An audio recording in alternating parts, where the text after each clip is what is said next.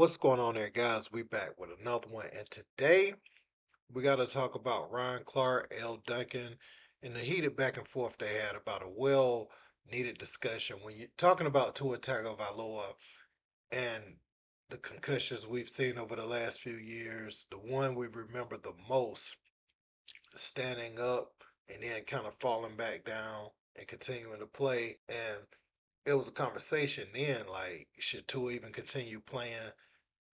And the symbolism in this last concussion, where him running and not sliding, leaning in, trying to get the shoulder pad into the chest of DeMar Hamlin, his helmet hitting DeMar Hamlin in the chest is like, wow, that's a double, like, oh no, like you just thinking like the worst. You see Tua down on the ground again. You see him get up, by himself and be able to walk off the field. So that is encouraging. But now the conversation has shifted. Should he continue to play? Ryan Clark spoke in depth about how athletes are selfish and how getting to that point, and maintaining that and being able to play that sport, it takes a certain level of dog mentality. That's what he was hinting at. Elle Duncan is under fire for her comments about being a black woman when talking about those things. Her and Molly couldn't necessarily understand or get what Ryan was saying. But I will continue. I'm gonna show y'all the clips. Let's peep. Going on with me, or the amount of concussions that I've been through or I've been diagnosed with, is going to make me this person going forward. To be the best football player you can possibly be, you have to be inherently selfish. It is a selfish game. It is a selfish act to consistently say, I'm going to go out and focus on me today and not focus on what's at home. I'm going to compartmentalize what's going on in my life and go out and be the best that I can be at this thing that I loved far before I had children. This thing that I loved far before I had a wife. This thing that is honestly given me and my family all that we have. I know you're telling him and you want to say, Tua Tagovailoa, Tua, you got more to offer this world, but up to this point, I ain't gave the world nothing else outside of my family. RC, how many more times can we see him in that position? We've He's got a wife, he has a family. Listen, I understand that, but in 2011, I believe it was, I had 2 in 3 weeks. You know what I did? I got a new helmet. Cut and dry. Are concussions way more prevalent than we're privy to? So is that why it seems like much ado about nothing to you versus it's not about, Elle and I from a distance? It's not about that. Well, he didn't say that, Molly. You hear Stephen A. Smith check Molly, trying to say it seems like it's much to do about nothing. And Ryan Clark, that's not what he's saying. He's saying that the mentality of the player is the hardest thing to sway in these situations. He's going to get several opinions from doctors. The doctor that tells him what he wants to hear, he's going to run with that because he wants to be back out on the field most of the time. Now, I can't go inside the mind of Tua specifically, but most players will tell you that. Most people that's ever been an athlete will tell you that. They just trying to get back out there. It's not about as much to do about nothing. It's a huge deal. Every single day as men, provide, protect. That's our number one priority. That's how most of us think. And that plays a role into the kind of decisions men make, even when they're deemed selfish, foolish, ill-advised, or whatever. It comes with it when you're a man. Listen, as someone who is a woman who has 2 scars that go from hip to hip, because I've had 2 C-sections in an effort to provide for my family and create a family for my family, I understand sacrifice. A black woman in this country whose mortality rates are incredibly high, I understand making sacrifices and trying to mitigate risk when it comes to your family, expanding your family and protecting your family. So there it is. It turned into a conversation about childbirth, and no man in his right mind will ever say, we're not thankful for what the women do. Obviously, that's why God have y'all do it. Y'all are strong enough to do it.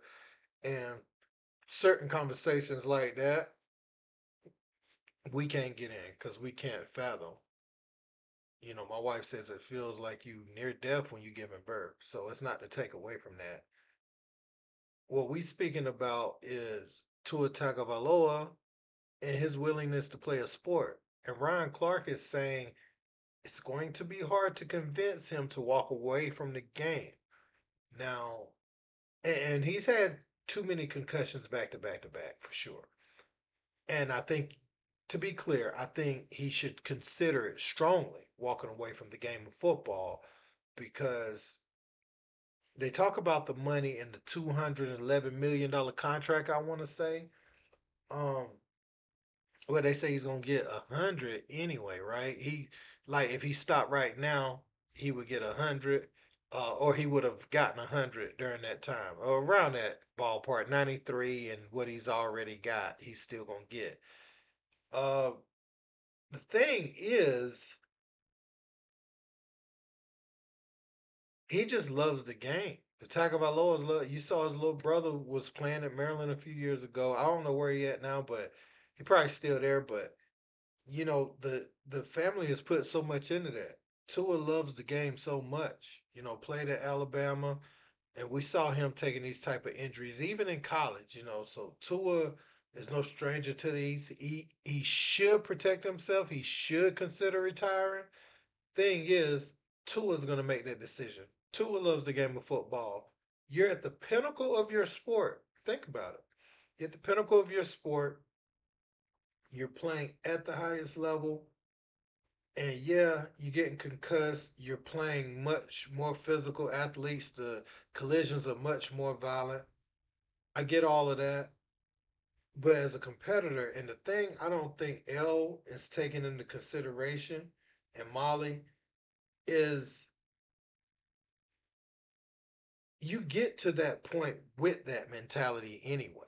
You know what I'm saying? Like, if he didn't have the run through a brick wall mentality, he wouldn't be in the NFL. Trust me. You got to embrace contact, physicality, and dogism at all time. And yes, he should strongly consider it. But again, I'm just speaking from the mentality of the athlete.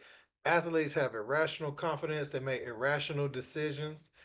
Um, you know, in basketball, you see players come out there, or you remember Isaiah Thomas limping on that one foot? He shouldn't have been on that floor. Now, granted, that's not a head injury, but I use that example to make um, the point that athletes across all sports at the peak level make irrational decisions. You'll have people go out there with breaks, they'll have flus and stuff that they shouldn't even be playing with. And Tua, in football, the big issue is concussions, and you have CTE and all that stuff. You look at how Junior Seau and those guys turned out.